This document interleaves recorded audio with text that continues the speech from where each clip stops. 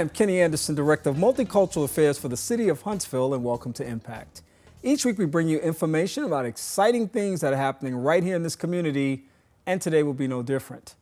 You know, from time to time we have an opportunity to learn about new initiatives that take place in this community, and also from time to time we have a chance to talk with groups within our community who collaborate on various projects to make a difference in our community. We'll be talking with two individuals today who are doing just that. Fred Whitlow II is back with us. He comes here from time to time talking about, you must be doing a lot of things in the community. Yeah, there's quite a bit going on. So he wears different hats when he comes, but welcome back to the broadcast. Thanks, Kenny. Appreciate it. Fred, of course, is Executive Director of No More Dirty. We'll find out a little bit more about what that is in just a few moments, but you brought another person who's been with us in the past. Yes. He's none other than Adrian Muller. Welcome back to our broadcast. Well, thank you. It's good to have you here. You're with ANVOO, which is the Alabama Nonviolent Offenders Association or organization. Yes, sir. And we're glad to have you back here today. Appreciate it. Nice All to be right. here. Well, great. Well, you guys are here together because you're working together. You're partnering on a particular project.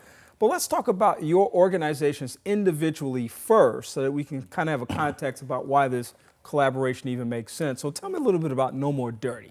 Well, No More Dirty is a nonprofit, of course. It's public charity where the focus is to designed to help with interventions as well as relates to postmodern as well as urban intervention. It's not your traditional, and it's 21st century issues that we focus on. Give me an example. So, for instance, if we're dealing with depression from the perspective of brokenness in the home, how do we address that while also respecting the makeup of the home?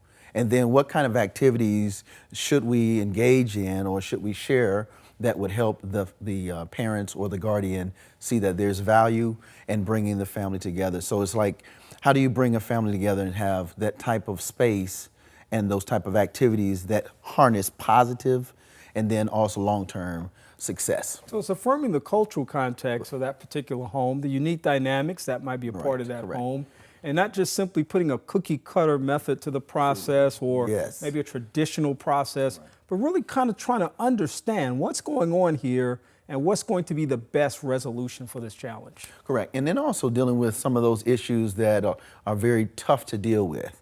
You know, when you're talking about intervention for conflict resolution, and there you have your traditional circumstances and situations, and then you have those that are extreme or unique. So we may say we're going to deal with a mentoring through martial arts, where you deal with etiquettes, you deal with respect, you deal with the dynamic of culture, and then how to just counseling. Correct. I'm and then you include that with counseling, but it's supposed right, might include it, but you're really kind of bringing kind of an added value to the table from a cultural context again. You know, and again, I'll be the first to say I'm a mental health counselor, and I would defend it to the end, but I would also say that it's got to have some cultural significance. Correct. We have to consider the context in which people come from. Who do they relate to? How do they relate to? Correct. What specific things about their environment and their experience speaks to them in ways that may not speak to another person? Right. And so those are all important dynamics, and you pay careful attention to think about those things. Oh, yeah. Yeah, and it just makes a world of a difference because for, let's say, that child or that teen who's really struggling with anger, to be able to channel it and still have fun and still team build with other teens that are doing martial arts and martial sciences. And then we do Kung Fu, so it's not your original karate or some of the other forms, but we do that in conjunction, in collaboration with the tutoring and math. And so by the time they finish, that kid's going to hang out with the other kid and they're not arguing, they're not fighting. Because you created an environment. Correct. And they can take that whole concept of success into the classroom, to the home. Oh, yeah. And now you have a working community. Yes. You have a productive child, which leads to a productive home and a productive family, and it builds on all kinds of things. Yeah, I wish I could say that's cutting edge. It's cutting edge only because so many people resist it. Right. But, you know, it's what everybody should be considering and thinking about. You know, if kids learn differently, they have different experiences, then how do we modify the environment for them in order to be able to get the most out of it? And that's exactly what you're doing. Through that, as well as some other initiatives in the community with the Spot, providing a safe place for people to come and have, you know, good clean, wholesome entertainment, whether it's comedy or music, et cetera. You have some workshops that go on there. A lot of good stuff happening, Fred. And then we have the free community movie day. So like if you can't afford, like you have big families or you have families that are in between checks, you can come to the spot and enjoy a great movie, and you can all you can eat and just give a donation. Or some folk don't have, but it doesn't matter. At the end of the day, they had their movie time for the week. Yeah.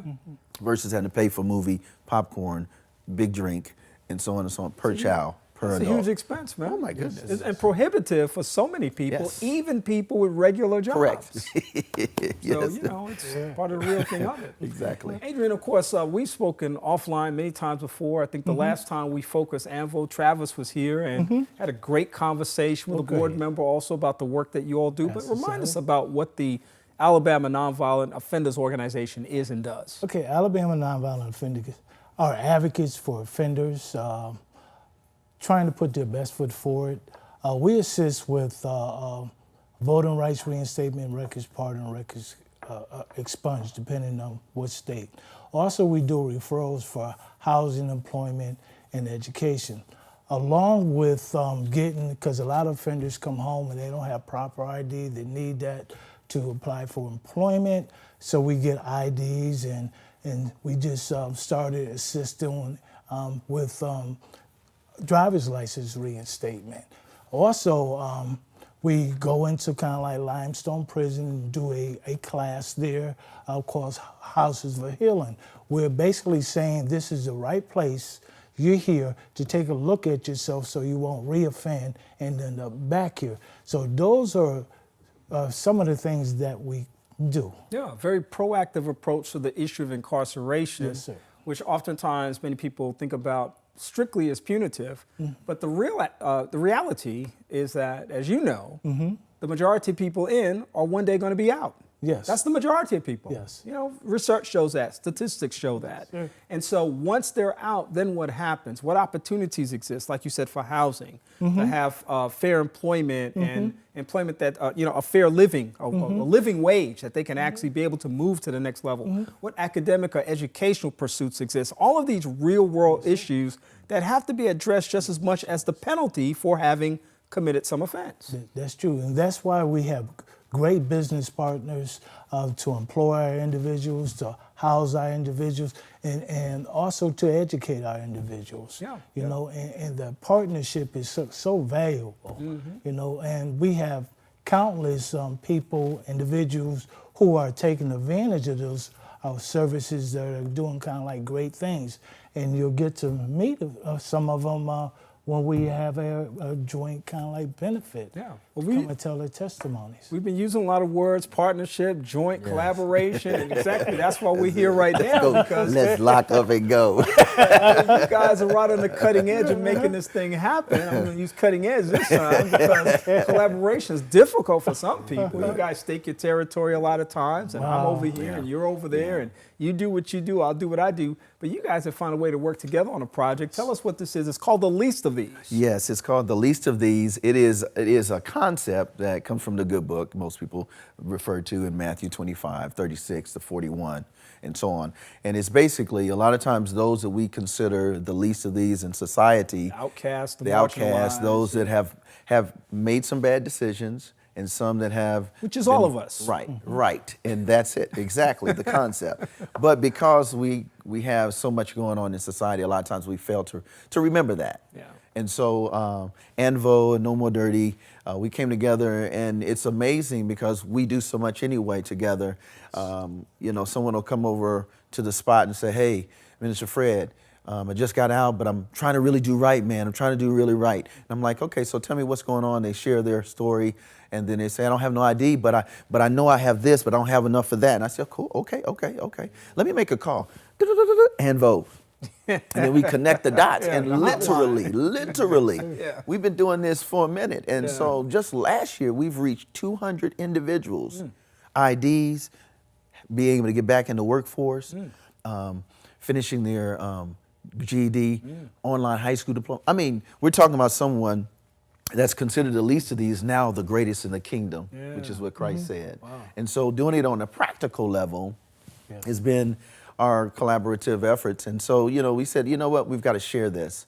And then a lot of people are like, well, how can I help? How can I be a part? And so what better way? And you do it so great. It's bringing people together, great entertainment, positive music, inspirational, and then bringing these individuals to the table and say, this is how it has really helped me to be a productive citizen, which is a blessing to the city, because now we're talking about bringing income tax dollars. We're talking about bettering housing opportunities. And so we're super excited to be able to collaborate. And then this is our first annual. So we realize that this is the first, so we're going to turn all the way up.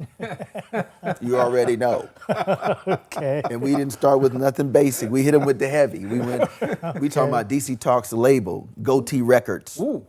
And Toby Mac was a pioneer in Christian hip hop, which that's my area. Oh, yeah. And so for them to see the vision and say, man, we love what you're doing, and bless us with the opportunity to have the Modern Praise pop band Finding Favor in their top bill, to be able to come to Huntsville to help us to be able to generate and raise more awareness, resources so we can do more, to meet more IDs, collaborate with attire for to go to the interview.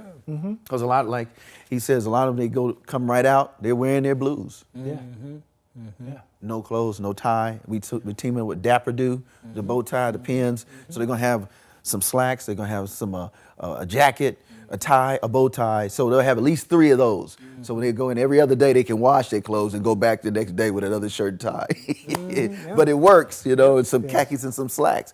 But again, it takes us coming together collaboratively. And so this event is that event to bring about awareness as well as resolve. What is the sum total? You kind of alluded to a little bit of this earlier, just the sum total of these kinds of collaborations where a couple of nonprofits come together, you kind of identify some common ground, and you decide to pool your resources for this common good that's going to benefit a portion of the population that oftentimes struggles in order to make it. I mean, that's got to be, number one, gratifying for you, but what is the sum total of that for a community like a Huntsville that has lots of opportunities for lots of different people in lots of different areas, but may be missing some opportunities in these areas to strengthen a group of people who really, now that they perhaps have had a second chance, want to get back on their feet. And I personally feel this. There's no one out there who wants to do something that they're doing that is either illegal or improper. Nobody wakes up, nobody comes out of the womb saying that's what I want to do. Correct. And I think so many times we, out of necessity, get into situations where, as you said, bad choices are made or unfortunate things happen. I've made them too. I think we all have made those kinds of choices. Some people have ended up in different situations than we have, and they need a second chance. They need an advocate. They need an opportunity that they are legitimately interested in turning their lives around. But there's got to be something there for them. So the sum total to a community, what is that? My answer is, you just hit it. Because the recidivism rate here in this state, this county, this city, last time I looked, it was kind of like almost like 35%.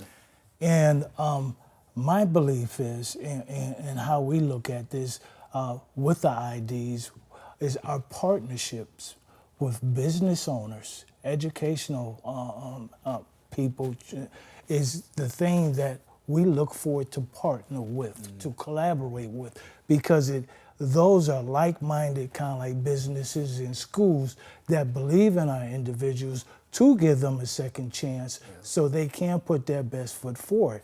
And so this collaboration, will bring more visual kind of like opportunity for both of our organizations to get known so we can bring some more businesses on board. And the ones that we already have on board, they're doing a great service by giving our individuals a chance, to do the right thing. I'm just gonna give you, just off the top of my head, we just had a guy that called us last week. He turned down a job at Toyota. He's been waiting for this job for maybe like a few months now.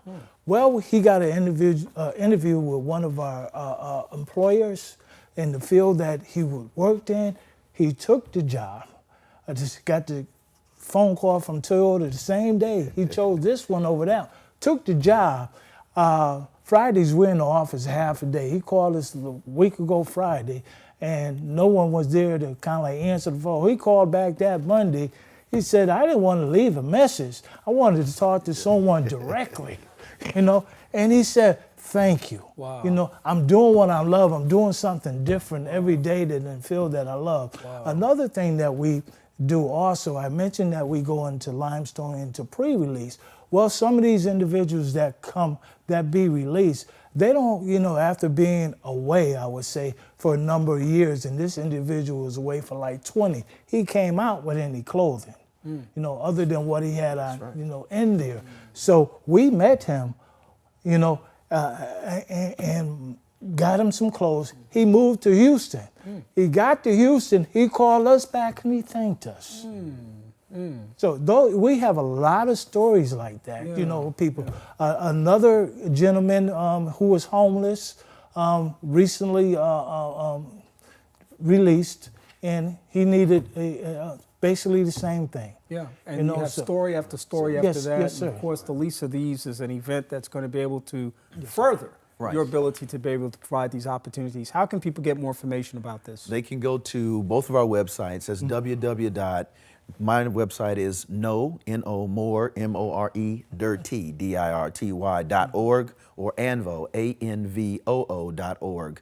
Or you can go to Lifeway Christian Bookstores. They also have opportunity for you to get a ticket, to donate, to be able to come or support. And even if you can't come, just go there and say, hey, I want to support, so someone else can make it. That's right. Because here's the other thing, you were asked the other question too, Kenny, is that a lot of times people need to see a success story from the bottom to the top.